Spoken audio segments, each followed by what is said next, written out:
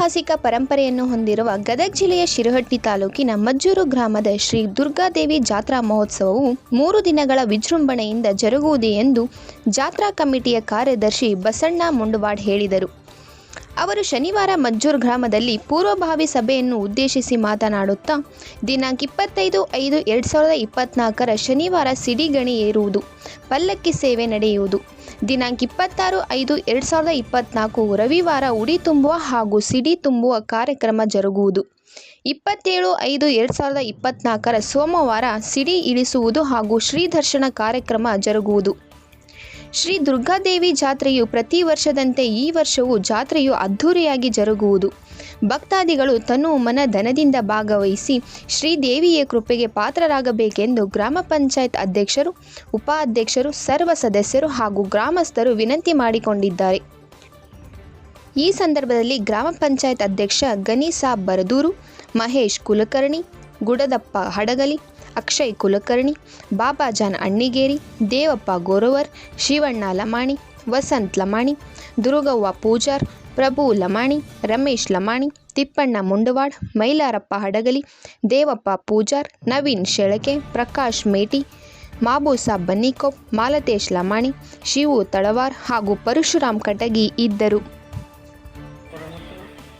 ಇವತ್ತಿನ ದಿವಸ ಈ ಮಜ್ಜೂರು ಜಾತ್ರೆಯ ಪೂರ್ವ ಸಭೆಯನ್ನು ಕರೆಯಲಾಗಿ ಅದರಲ್ಲಿ ಎಲ್ಲ ಮಜ್ಜೂರು, ಶಿವಾಜಿನಗರ, ಕೃಷ್ಣಾಪುರ, ಜಿಲ್ಲೆಗಿರಿ ಎಲ್ಲ ಗ್ರಾಮಸ್ಥರು ಬಂದಿರ್ತಾರೆ. ಅವರಿಗೆ ಮೊದಲಾಗಿ ಅವರಿಗೆ ಈಗ ಈ ಕಾರ್ಯಕ್ರಮಕ್ಕೆ ಸ್ವಾಗತ ಮಾಡ್ಕೊಳ್ತೀನಿ ಊರು ವತಿಯಿಂದ ಮತ್ತು ವೈಯಕ್ತಿಕ.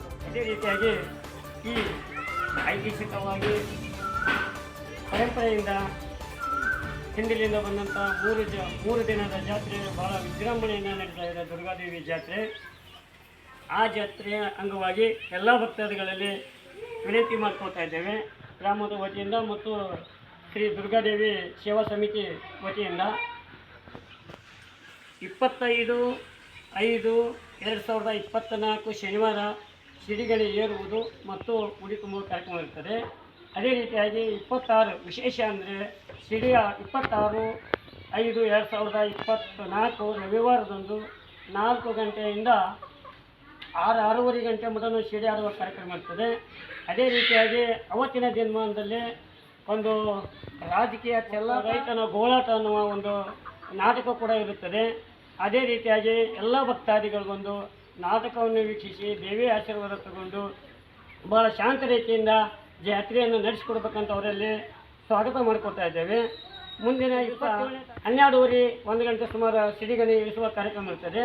ಆಮೇಲೆ ದೇವರ ದರ್ಶನ, ಕಾಯಿ ಒಡಿಸುವುದು, ಉಡಿ ತುಂಬುವುದು ಅವನ್ನೆಲ್ಲ ಮಾಡಿಕೊಂಡು ತಾವು ದೇವಿ ದರ್ಶನ ತಗೊಂಡು ಶಾಂತ ರೀತಿಯಿಂದ ಬಂದು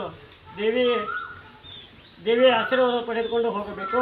ಯಾವುದೇ ಗದ್ದಲ ವಗೈರೆ ಆಗದ ಹಾಗೆ ಶಾಂತ ರೀತಿಯಿಂದ ತಾವು ಬಂದು ದೇವಿ ದರ್ಶನ ಮಾಡಿಕೊಂಡು ಹೋಗ್ಬೇಕು ಅಂತೇಳಿ ಶ್ರೀ ದುರ್ಗಾದೇವಿ ಸೇವಾ ಸಮಿತಿಯಿಂದ ತಮ್ಮಲ್ಲಿ ಕೇಳಿಕೊಳ್ಳುತ್ತೇವೆ.